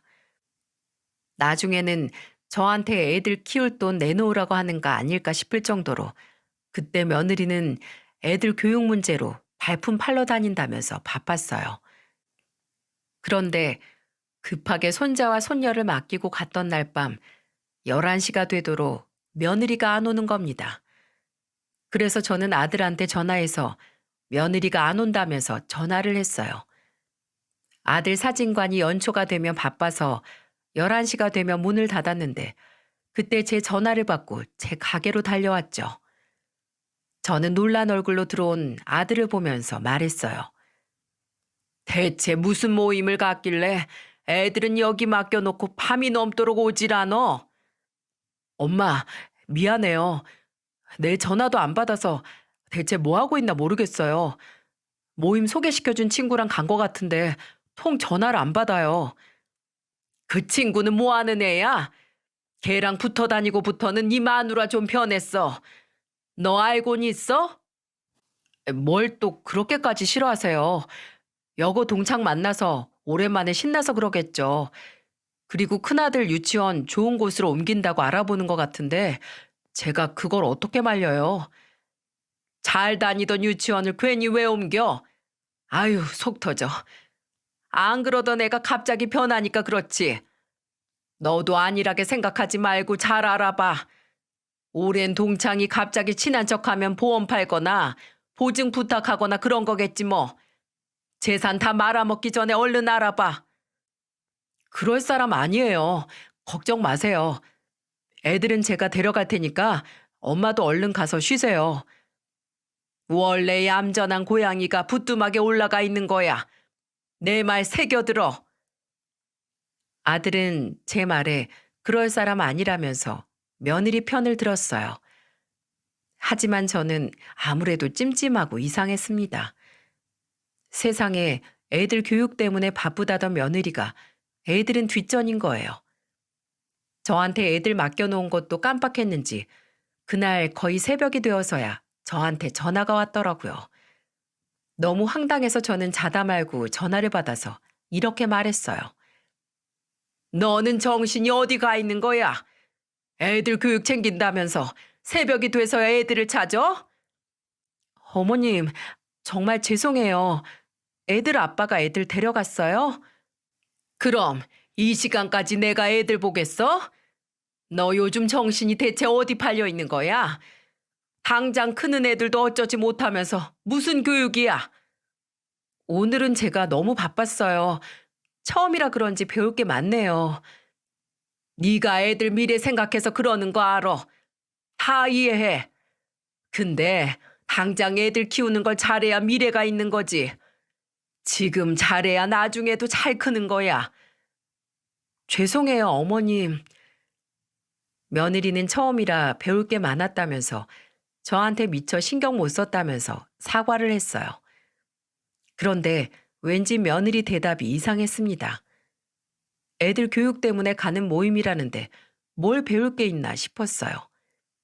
그래서 아무래도 며느리 대답이 이상해서 옆 가게 아줌마와 얘기를 해보니 요즘은 애들 공부를 엄마도 같이 해야 뭘 가르친다면서 말하는 겁니다. 또 그 소리를 들으니까 그게 맞는 것 같았어요. 그래도 아직 큰 손자가 유치원 갓 입학했는데 뭘 배워서 가르칠 게 있을 만큼 대단한 게 있을까 싶었습니다. 그러던 어느 날이었어요. 한동안 며느리가 머리카락 하나 안 보이는 겁니다. 그래서 저는 며느리가 애들 교육 어쩌고 하더니 뭘 시작했나 보다 했어요. 그런데 평일 대낮에 며느리가 둘째 소녀를 데리고 어딜 가는 게 보였습니다. 웬 대낮에 저렇게 어딜 급히 손녀딸을 데리고 가나 싶었죠. 그래서 저는 한동안 안 보이던 며느리를 보자마자 전화를 했습니다. 그런데 며느리가 늦었다면서 다음에 전화를 하겠다면서 전화를 끊었어요. 아무리 생각해도 평일 대낮에 어린 손녀를 데리고 대체 어딜 그렇게 급하게 가나 싶었습니다. 제가 이런 광경을 한 번 본 게 아니라 서너 번 봤어요. 그래서 너무 이상해서 아들 사진관에 가서 아들한테 말했습니다. 그랬더니 아들이 이렇게 말했어요. 그게 회사 다니면서 애들 보는 거 힘들다고 회사 그만뒀어요. 그럼 회사 그만두고 둘째 데리고 뭐하러 다니는 거야? 맨날 어딜 그렇게 가던데 둘째는 어린이집 안 다녀? 둘째 어린이집 말고 직접 가르친다고 바쁜 거예요. 아니, 이제 겨우 5살인데 뭘 가르쳐? 그런 게 있어요. 어릴 때부터 하면 좋다고 해서 그렇게 됐어요. 요즘에는 집에서 공부시키는 집 많아요. 홈스쿨링이라고 해서 애들 적성도 금방 찾고 잘 맞으면 진로도 금방 찾는데요. 아이고, 그래. 5살 딸 데리고 다니면서 아주 대단한 인물 만들겠다. 동네방네 인물 났다고 나중에 아주 현수막 걸리겠어. 아들은 왠지 며느리의 치부를 감춰주는 것 같았어요. 무언가 있는데 저한테만 말을 안 하는 것 같았죠. 제가 계속 의심을 해서 그런지 이런 식으로 저한테 하나씩 숨기는 게 늘어만 갔습니다. 한없이 가깝게 지내던 저와 아들네 사이에는 벽이 생기는 것 같았어요. 그때도 여전히 며느리 옆에는 그 동창 친구가 있었고요. 정말 너무 이상했어요. 갑자기 모임이 늘어난 며느리 옆에는 늘 그 친구가 있었는데 시간이 지날수록 아들도 며느리와 같이 나가는 것 같았습니다. 그런데 제가 점심이나 같이 먹으려고 아들 사진관에 갔다가 닫혀있는 사진관을 보고 의아했어요. 눈이 오나 비가 오나 항상 연중무휴였던 아들 사진관이었는데 무슨 일이 있었나 싶었죠. 아들이 전화도 안 받길래 저는 그대로 가게로 돌아와야만 했습니다. 그런데 나중에 듣고 보니까 주변 상인들은 제 아들이 요즘 사진관 문을 잘 안 연다는 거예요. 문은 닫혀 있는데 안에서 이상한 소리가 들린다는 겁니다. 그래서 요즘 얘네들이 무슨 사고라도 치는 건 아닌지 이상했어요. 그러다가 저는 너무 답답해서 그날 반찬 가게 문을 일찍 닫고 아들 사진관으로 갔습니다. 그런데 제 아들이 닫혀있던 사진관 문을 열더니 며느리 친구와 같이 들어가는 거예요. 그리고는 다시 사진관 안에서 문을 잠그는 게 유리문 밖으로 보였습니다. 저는 너무 놀랐어요. 둘이 바람이라도 난 줄 알고 사진관으로 달려갔습니다. 그리고는 아들 사진관 문을 두드렸어요. 그러자 안에 있던 아들이 놀란 얼굴을 하고 나와서 저를 보며 말하더군요. 엄마, 이 시간에 무슨 일이세요? 너야말로 무슨 짓이야? 왜 문은 걸어 잠그고 며느리 친구년이랑 둘이 들어가? 그런 거 아니에요. 여기서 모임이 있어서 그래요. 제가 다음에 설명할 테니까 제발 좀 가요. 뭐야? 내가 두 눈으로 봐야겠으니까 나와. 얼른 비켜. 저는 아들을 밀치고 가게 안으로 들어갔어요. 그리고 사진관 안에서 펼쳐진 광경을 보고 깜짝 놀랐습니다. 아주 거짓골을 한 채 앉아있던 손녀딸과 손자, 그리고 그 옆에 뭐라고 중얼거리면서 앉아있는 며느리 친구까지 있는 거예요. 대체 가게에서 이게 무슨 개판인가 싶었습니다. 그 와중에 거짓골을 하고 있는 손주들을 보고 저는 기가 막혀서 며느리를 보며 말했어요. 애들 교육이 어쩌고 저쩌고 하더니 애들 꼴이 저게 뭐야? 제가 알아서 할 테니까 어머님은 신경 끄세요. 내가 지금 신경 끄게 생겼어? 이게 다 무슨 짓이야? 애들 데리고 뭘 하길래 가게 문도 닫고 안에서 이러고 있냐는 말이야. 어머님이 뭘 한다고 그러세요? 다 애들 잘 되라고 하는 거니까 신경 쓰지 마세요. 저도 엄마예요. 설마 애들 앞길 막으려고 이러겠어요? 저게 지금 애들 잘 크고 있는 꼴로 보이냐? 다 제가 생각이 있어서 그런 거예요. 그러니까 나가세요 좀. 얘들아, 할머니한테 와라. 할머니 집으로 가자. 애들이 싫다잖아요. 나가세요. 저는 자꾸 나가라며 등을 떠미는 며느리 때문에 다급하게 손주들을 불렀어요. 그런데 애들이 아무런 반응도 없고 서로 눈치만 보는 겁니다. 제 아들마저도 며느리를 말리지 않았고요. 그렇게 저는 대체 무슨 일이 벌어지는지도 모르고 떠밀려 나와야만 했습니다. 그때라도 저는 옆에 붙어서 며느리가 무슨 짓을 하고 있는 건지 알아내야만 했던 건데 정말 후회스러워요. 항상 깔끔하고 단정했던 어린 손주들은 언제 갈아입었는지 모를 옷에 꼬질꼬질한 얼굴까지 누가 보면 부모도 없이 크는 애들인 줄 알 정도였습니다. 한동안 구석에서 기가 죽은 채 눈치 보던 손주들 모습이 눈에 밟혀서 밤잠도 설칠 정도였죠. 저는 그 모습을 눈으로 보니까 더 가만히 있을 수가 없었어요. 그래서 전화도 해보고 가게도 가보고 집도 가봤지만 개눈 감추듯이 며느리와 아들 소식이 뚝 끊겼습니다. 증발하듯 사라진 아들 부부 때문에 신고라도 해야 되나 싶었어요. 그래서 정말 신고라도 할 참이었는데 갑자기 손자한테서 전화가 걸려왔습니다. 번호를 보니 아들 집 전화번호였어요. 어제까지도 인기척이 없던 집에서 전화가 와서 받아보니까 아픈 목소리의 손자였어요. 저는 너무 놀라서 전화기를 붙들고 무슨 일이냐면서 손자한테 물었죠. 그러자 손자는 울면서 저한테 말했어요. 할머니, 저 머리가 너무 아파요. 병원 좀 데려가 주세요. 이러다 죽을 것 같아요. 뭐야? 무슨 일이야?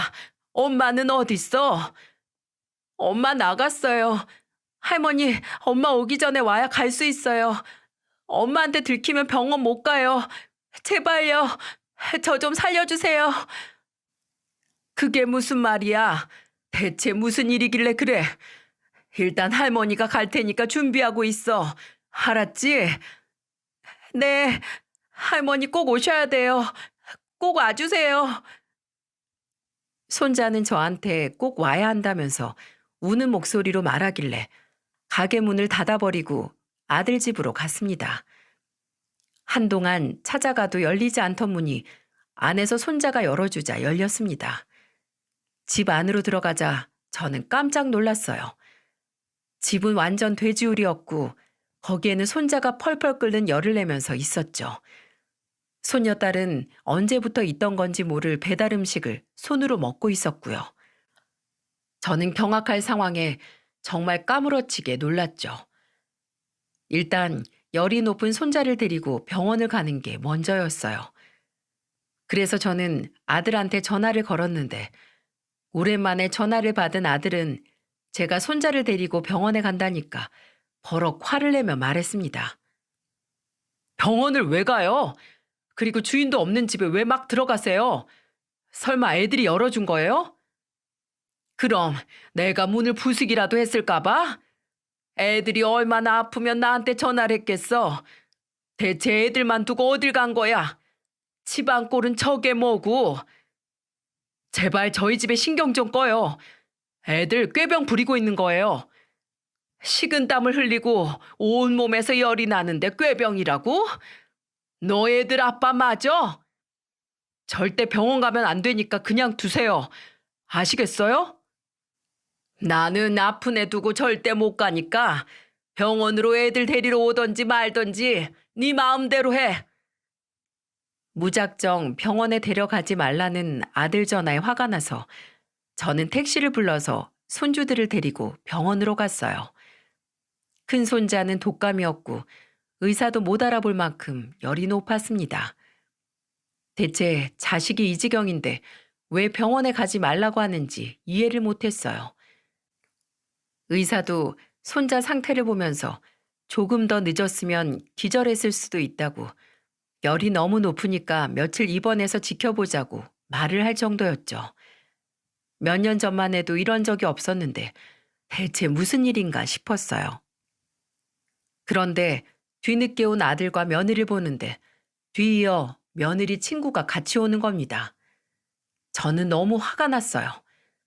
왠지 이 사태의 원인이 며느리 친구한테 있는 것 같아 화가 났죠. 그런데 아들은 되려 저한테 화를 내면서 말했어요. 내가 병원에 데려오지 말라고 했잖아요. 왜 제 말을 안 들어요? 너 의사 찾아가서 네 아들이 어떤 상태였는지 물어봐. 네 아들 열이 너무 높아서 기절할 뻔했던 건 알아? 그거 다 병원에 와서 그런 거예요. 집에 있었으면 하늘이 도왔을 거라고요. 뭐야? 뭐가 도와? 너 정신 나갔어? 뜬금없이 무슨 소리를 하는 거야? 대체 뭘 보고 살길래 그러는 거야? 내가 아무리 생각해봐도 저게 화근이야. 다 저거 나타나고서부터 이렇게 된 거라고. 저는 며느리 친구를 보면서 화를 냈습니다. 정말 아무리 생각해도 딱 며느리 친구가 나타나면서부터 아들 부부가 이상했던 것 같아요.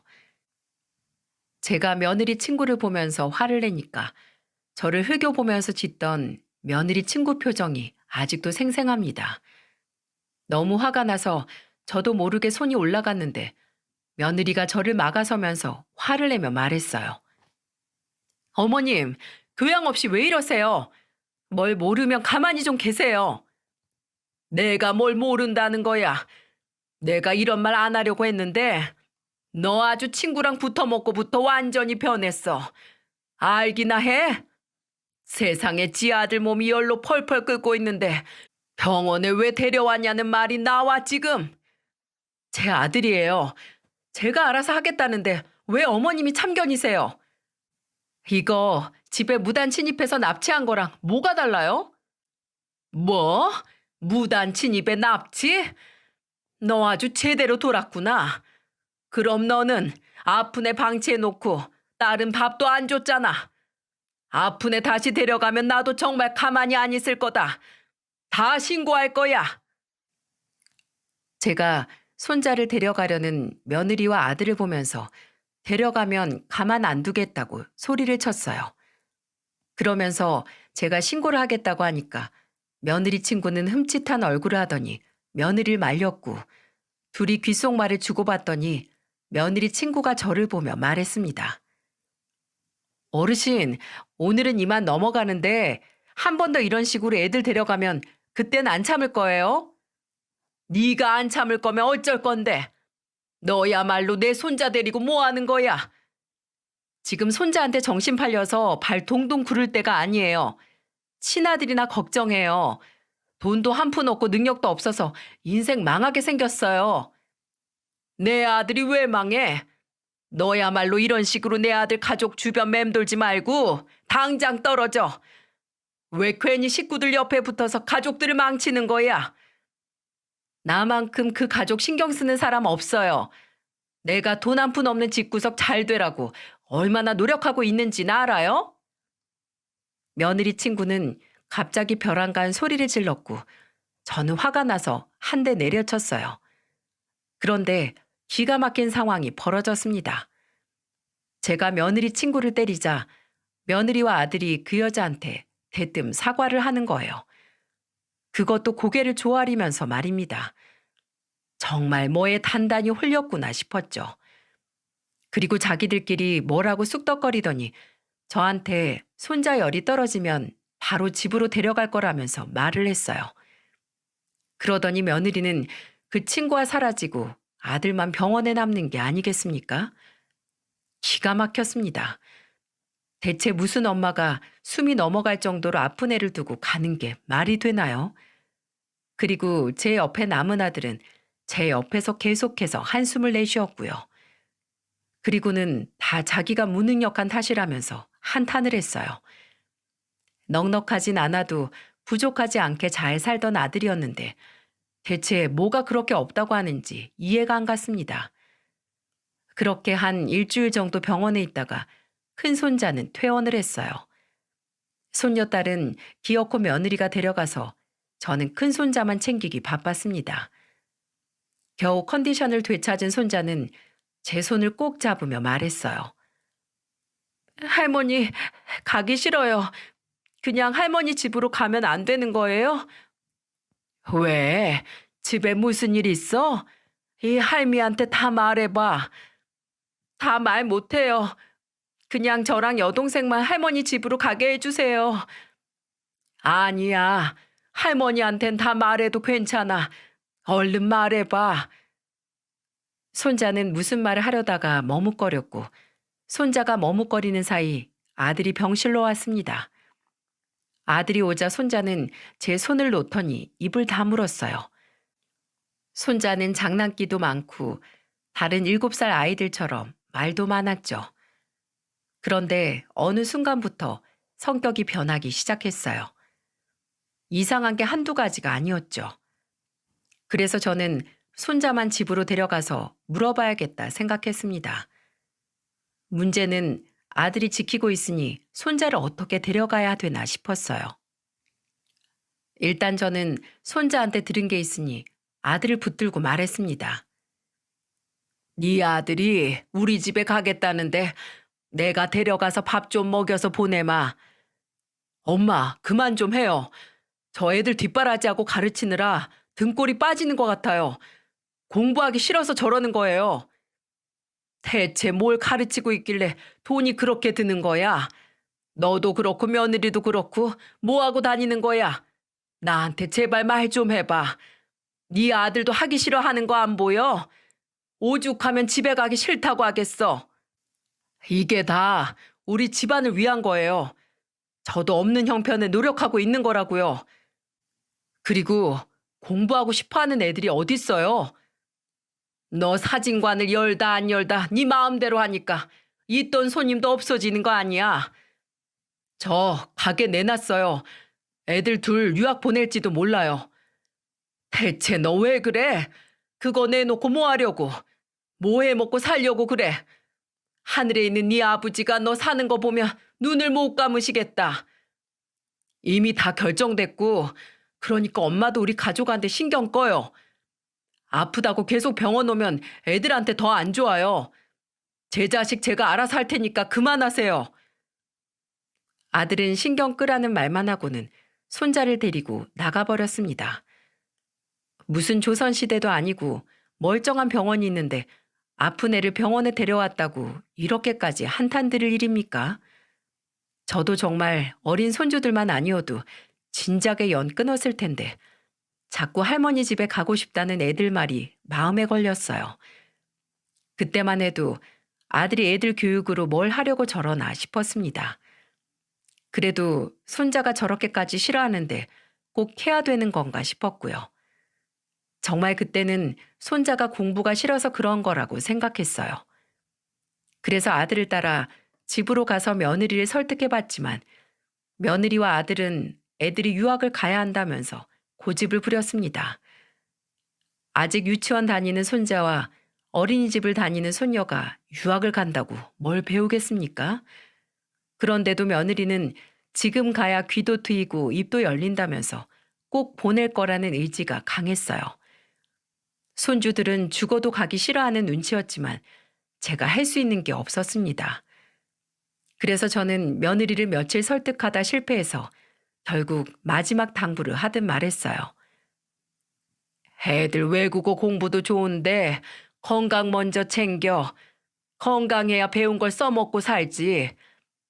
걱정 마세요. 다 제가 알아서 할 거예요. 결국 손주들은 유학을 갔고 그 후로 저는 아들 집에는 발도 못 붙였습니다. 병원에서 본 모습이 마지막이라서 저는 손자가 너무 걱정되는 마음에 어디로 얼마나 간 건지 며느리와 아들한테 물었지만 아무런 답변도 듣지 못했어요. 그야말로 저는 어린 손주들이 고향을 떠나 어디선가 공부를 하고 있구나 정도만 알 뿐이었고요. 그런데 마치 저와 손주들 사이를 단절이라도 하듯 아무런 연락도 못하고 지냈어요. 손주들 안부가 궁금해도 며느리와 아들을 통해서만 들을 수 있었습니다. 그렇게 1년이 흘렀고 동네에는 이상한 소문이 났어요. 며느리가 동네 사람들도 모자라서 여기저기 돈을 빌리러 다닌다는 겁니다. 그런데 제가 뭐 하나 속 시원히 알 수 있는 게 없었어요.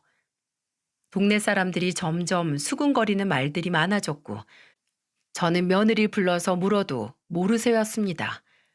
그러니 제가 할 수 있는 게 있었겠습니까? 아들도 마찬가지였어요. 아들은 아예 제 전화를 피하기까지 했고 나중에는 아들이고 며느리고 정이 뚝 떨어진다 싶었습니다. 오죽하면 서울에 있던 딸도 제 걱정을 하면서 저한테 말했어요. 엄마, 그냥 오빠 일에 신경 꺼. 대체 무슨 말 하나를 시원하게 하는 법이 없어. 저번에는 나한테 돈을 빌려 달라는 거야. 그래서 왜 그러냐고 했더니 아무 말도 못하는 거 있지? 오빠가 돈 빌려 달라고 하면 이유 말할 때까지 절대 빌려주지 마. 그냥 무슨 말을 해도 빌려주지 마. 너한테도 돈 얘기를 해? 아니 대체 둘이 뭐하고 사는 거야? 유학 간 애들도 연락이 없고. 아휴 속 터져. 엄마도 그냥 신경 꺼. 우리가 무슨 말을 해도 귓등으로도 안 들을 사람이야. 저는 딸의 전화에 한숨이 절로 나오더라고요. 손주들 유학 자금이 없는 건지 계속해서 돈을 빌리러 다니는 아들을 보니까 답답했어요. 그렇게 한동안 아들 집도 못 가보고 속절없이 시간이 2년이나 지나 있었습니다. 책가방 메고 학교 가는 어린애들을 보면 손주들 생각이 났어요. 한국에 있었으면 초등학교에 갔을 손자가 떠올랐죠. 그런데 그 무렵 며느리가 시장을 활보하고 다녔어요. 그런데 동네 사람들이 제 눈치를 보면서 슬슬 저를 피하는 겁니다. 그 동네에서 오래 살아서 사람들과 친했는데 어딘가 이상했죠. 그러다 저는 반찬 가게에서 김치를 담그고 있었는데 며느리가 보였어요. 저는 며느리를 부르며 말했습니다. 혜미야, 이리 와봐. 누가 네 며느리야? 웃겨 죽겠네. 뭐야? 너 지금 그게 무슨 태도야? 내가 왜 당신 며느리예요? 나는 그런 미천한 존재가 아니거든요. 기가 막혀서 뭐 벙쪄 있었죠. 그 사이 며느리는 웬 차를 타고 사라져 버렸어요. 그런데 제 옆 가게에서 그 모습을 본 친구가 저를 불러서 이런 말을 했습니다. 내가 이런 말 안 하려고 그랬는데 며느리 뭐하고 사는지 좀 알아봐. 요즘 이상한 종교 전도한다고 온 동네를 쑤시고 다니나 봐. 뭐? 아니, 그게 무슨 말이야? 사람들이 다 쉬쉬하고 있는데 아이 옆 동네에서는 반찬 가게 며느리 정신 나갔다고 손가락질하고 있다니까. 그리고 옆 동네에서 돈도 크게 해먹었나 봐. 그게 다 무슨 말이야? 나는 정말 아무것도 몰랐어. 친할수록 이런 얘기를 어떻게 해? 그리고 우리 동네는 이제 막 들쑤시고 다니나 봐.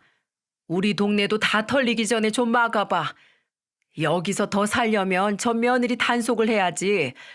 그리고 지난달에 아들이랑 대판 싸우고 연락도 안 하지. 얼른 집이라도 가봐. 아무래도 이상해. 저는 너무 놀랐어요. 지난달에 아들과 돈 문제로 한바탕 한 뒤로 정말 연락이 안 됐거든요. 손주들이 유학을 간 뒤에는 계속 돈 문제로 싸우기 시작했습니다. 그래서 아들과 왕래가 줄기 시작했고 형편에도 안 맞게 유학을 보냈다면서 매번 싸웠어요. 저도 말년에 아들 부부와 이렇게 지낼 줄은 상상도 못했습니다. 아들 집도 거의 안 갔고 손주들 소식도 제대로 듣지 못했어요. 저는 그래도 손자가 집에 있는 것보다 나가 있는 게 낫다고 생각했죠.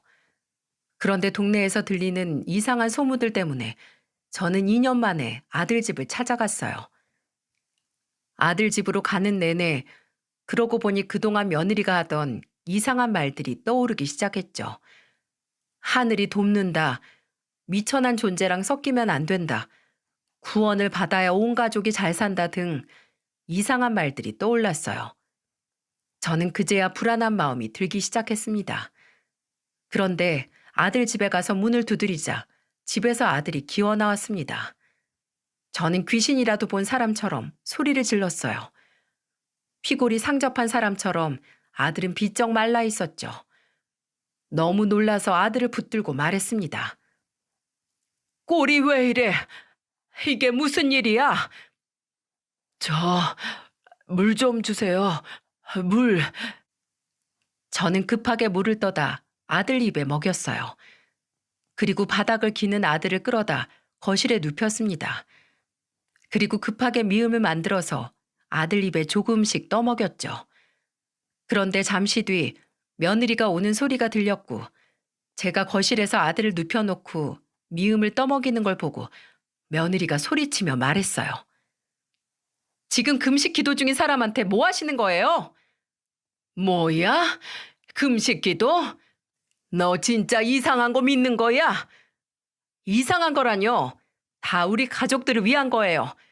이렇게 해야 우리 가족들이 다 잘 사는 거라고요. 어머님이 중요한 순간마다 초를 치니까 하늘에서 벌을 주는 거예요. 구원 받기 싫으세요? 네가 완전히 미쳤구나. 너 애들은 어딨어? 애들 어디 있냐고? 왜요? 또 다 된 밥에 초치려고요? 애초에 저 인간이 돈만 있었어도 저렇게 금식 기도도 안 했어요. 돈이 없으니까 몸으로 때우는 거예요. 헌금을 해야 우리 가족이 보살핌을 받을 수 있는데 돈이 없으니 하늘이 감동할 만한 기도를 해야죠. 야, 이 정신 나간 년이 뭐라는 거야? 그렇게 하늘에 대고 감동받고 싶으면 네가 굶어. 제가 왜요? 저는 이 사람 목까지 전도하러 다니느라 얼마나 힘든 줄 알아요? 뭐야? 너 나가! 당장 이 집에서 나가! 저는 이상한 소리를 늘어놓는 며느리를 내쫓았어요. 정말 기가 막혔습니다. 저는 이 황당한 일이 아들이 겪게 될 줄 꿈에도 몰랐어요. 뉴스에서만 보던 불법 종교에 미친 사람이 제 며느리였다니 정말 믿기질 않더라고요. 정말 현명하고 야무진 며느리였는데 완전히 다른 사람 같았어요. 그러다가 정신이 좀 돌아온 아들은 그동안 있었던 일을 털어놨습니다. 아들 얘기를 들어보니 정말 가관이었어요. 그동안 며느리는 아들이 사진관을 내놓기 전에 그곳에서 전도를 하고 있던 겁니다. 아들은 처음에 믿지 않다가 며느리와 며느리 친구 이야기를 듣고 전도된 거였어요. 제가 생각했던 것처럼 그 며느리 친구가 화근이었습니다. 며느리 친구는 아들 사진관을 찾아와서 이렇게 말했다고 했어요. 내가 우울증이 정말 심했는데 기도하면서 많은 치유를 받았어요. 그리고 이렇게 구원까지 받아서 이제는 많은 돈과 명예를 누리고 살고 있잖아요. 저는 이 좋은 기회를 많은 사람들과 나누고 싶어서 이렇게 다니는 거예요. 못 믿는 사람들도 있는데 저를 믿으면 대대손손 정말 잘 살아요. 나를 생각하고 가족을 생각하면 못할 게 뭐예요? 아무나 믿을 수 있는 곳이 아니니까 내가 이렇게 왔을 때 한번 나 따라서 들어봐요. 아들은 그때부터 매일같이 기도를 하게 됐고 그렇게 기도를 하자 갑자기 사진관이 너무 잘 된 거예요. 그래서 그때는 헌금도 내고 잘 다녔는데 어느 순간 사진관이 다시 주춤했다는 겁니다. 그런데 나중에 알게 된 사실은 이게 다 계획된 일이었다는 거예요. 그 불법 종교를 믿던 신도들이 단체로 와서 사진을 찍고 갑자기 발길을 뚝 끊으니까 당연히 반짝 잘 됐던 곳이 주춤한다고 생각이 들 수밖에 없었죠. 그런데 아들은 이게 다 그 불법 종교를 믿고 진심으로 기도했던 덕이라고 믿었고 가스라이팅을 당하며 잘못된 믿음이 심어지고 있었어요. 아들 말로는 애들도 바깥 생활을 전혀 하지 않고 믿음을 키운다며 종교 생활만 하고 강요당하고 있던 거예요. 그러니까 유학을 간 게 아니라 오로지 며느리 손에만 이끌려 불법 종교 활동을 세뇌당하고 있던 겁니다. 저는 아들 말을 듣고 나와서 며느리를 찾기 시작했어요. 그런데 어찌나 여기저기를 다니는지 찾을 수가 없었죠. 그러다 동네 사람이 며느리가 시장에 나타났다는 말을 듣고 시장으로 가서 며느리 뒤를 밟았어요. 그리고 며느리가 어디로 가나 유심히 지켜봤습니다. 택시를 타고 뒤를 밟자 이상한 건물이 하나 나왔어요. 아무리 봐도 종교시설이라기에는 이상했죠. 저는 일단 경찰에 신고를 했어요. 그리고 건물로 몰래 들어가서 이렇게 외쳤습니다. 민호야, 민경아, 할머니야, 이리 나와. 너희들 여기 있는 거 안다. 얼른 할머니 집으로 가자. 손주들 이름을 외치면서 건물을 돌아다니자 관계자로 보이는 사람들이 와서 저를 붙들더군요. 그리고는 저를 발견한 며느리가 뭐 하시는 거냐며 소리를 질렀고요. 그래서 저는 며느리를 보며 말했습니다. 너 내 며느리도 아닌데 왜 나는 척이야? 나는 내 손주들 데리고 나갈 거니까 신경 꺼. 걔네들은 내 거예요. 애들이 뭔 물건이야? 아주 내 손주들 털끝 하나 건들기만 해봐. 제가 며느리와 소란스럽게 소리를 지르며 싸우자 이 소리를 듣고 어디선가 손주들이 나타났어요. 그런데 큰 손자가 저를 보자마자 울면서 달려왔습니다. 손녀도 저를 보며 울면서 달려와 안겼고요. 그런데 도대체 그동안 무슨 일이 있던 건지 애들은 자꾸 말라 있었어요. 그리고 잠시 뒤 경찰이 도착했고 저는 경찰을 보면서 이 미친 사람들 전부 잡아가라고 소리쳤습니다. 정신 나간 여자, 저 여자 당장 잡아가요.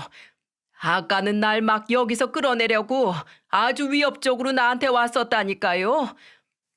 어르신, 저희 여기 몇 번이나 신고받고 왔었는데 나오는 증거도 없고 매번 헛걸음이었어요. 그리고 지금 여기서 이러시는 거 사유지에 불법으로 들어오신 거예요. 일단 저희랑 같이 나가서 대화로 해요.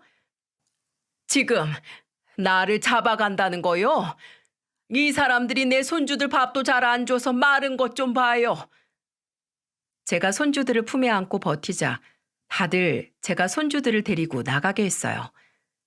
경찰들이랑 같이 나온 저는 결국 왜 그곳에 갔는지 진술을 하고 나왔습니다. 결국 증거가 필요하다는 말이었어요. 그래서 저는 경찰서를 나오자마자 아들 집으로 손주들을 데리고 갔습니다. 손주들을 본 아들은 애들을 품에 안고 오열했어요. 특히 큰 손자는 초등학교 출석보다 결석이 더 많은 상태였습니다. 오로지 불법 종교에 대한 믿음만 가르치고 있던 거예요. 저는 결국 저 악의 속을 없애야겠다는 생각이 들었고 서울에 있는 딸의 도움으로 지역 커뮤니티에 글을 올려서 피해자를 모았습니다. 증거를 최대한 많이 모아서 저 악의 속으로 없애야겠다고 다짐했어요. 글을 올리고 일주일 정도쯤 지나자 정말 많은 사람들이 모였고 시간과 장소를 정해서 모였습니다. 그리고 한자리에 모인 사람들의 사연은 다 제각각이었어요. 증거 사진을 보니까 폭행부터 금품갈취 등 엄청 많았습니다. 하지만 이런 사진만 있고 아직까지 불법 종교시설에 다니고 있는 자식도 있었어요. 그야말로 자식을 뺏겼다면서 우는 부모도 있었고요. 저도 아들이 73kg이었다가 헌금이 없으면 금식 기도를 해야 한다고 강요해서 55kg까지 빠졌던 사진과 여기저기 난 멍자국을 전부 사진으로 찍어서 증거로 모았어요. 그리고 제가 이렇게 고소 준비를 하고 있다는 걸 알게 된 며느리는 저를 찾아와서 역정을 내며 말하더군요. 며느리 앞길을 막아도 유분수지 왜 이러세요? 당장 고소 멈춰요. 내가 얼마나 난감한 줄 알아요? 뭐라는 거야 정신 나간 게. 너 때문에 우리가 볼 뻔한 피해는 생각 안 해?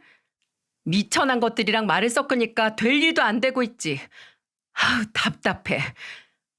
그때였어요.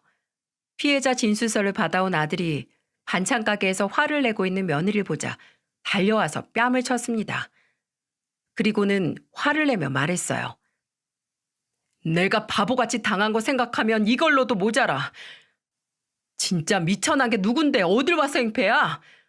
내가 이번 고소 진행하면 당신하고도 이혼 소송 준비 중이니까 딱 기다려.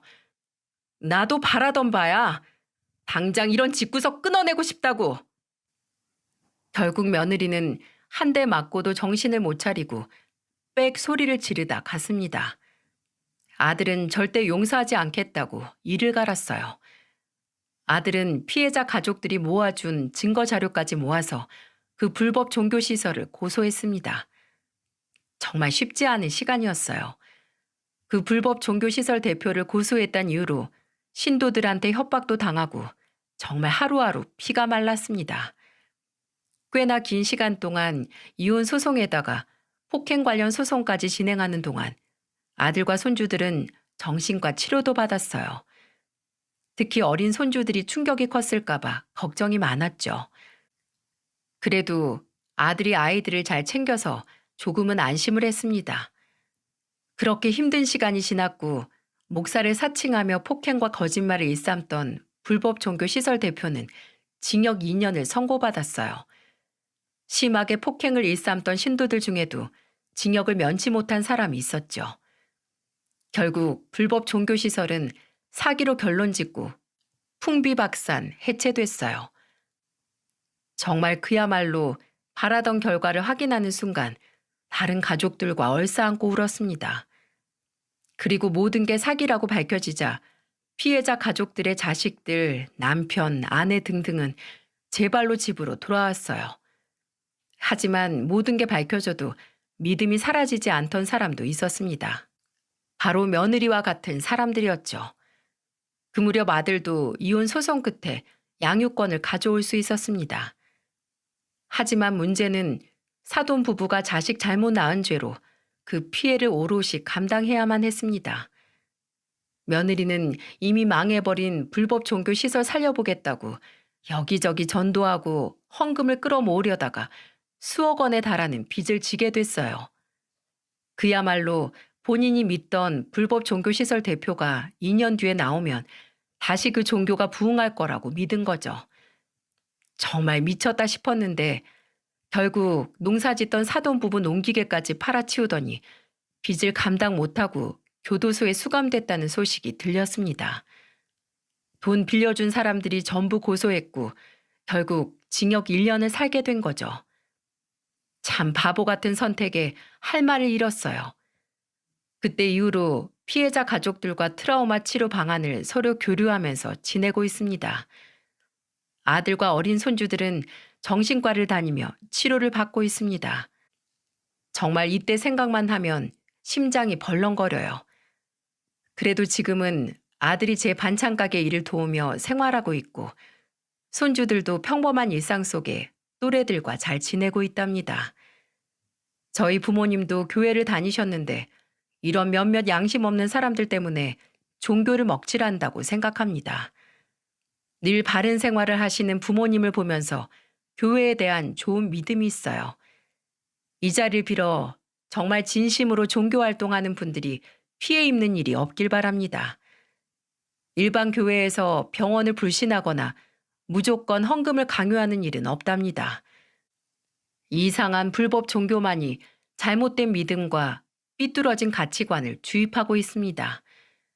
옛말에 강은 건너봐야 물이 깊은 줄 안다는 말이 있어요. 아무리 좋은 말 듣고 깨우친다 해도 결국 인생은 직접 경험해봐야 알게 되는 것들이 있는 것 같습니다. 이 나이쯤 되니까 나이는 그냥 먹는 게 아닌 것 같아요. 스스로 생각을 하고 옳고 그름을 나눌 줄 알아야 되는 겁니다. 그러니 모두 스스로를 믿고 살았으면 좋겠어요. 가족들과 함께 좋은 날들만 있기를 바라겠습니다.